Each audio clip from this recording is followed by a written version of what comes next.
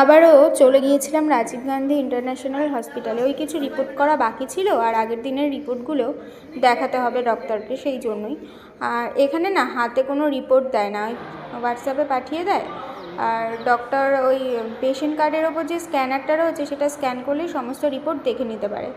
Exceptional ছিল USG report, সেটা করানোর জন্য ওই যে রুমের সামনে বসেছিলাম সেখান থেকে খাতাটা এরকমভাবে এন্ট্রি করে দেয়, মানে এটার উপর একটা স্ট্যাম্প করে দেয়, এটাকেই ওরা বলে এন্ট্রি করানো।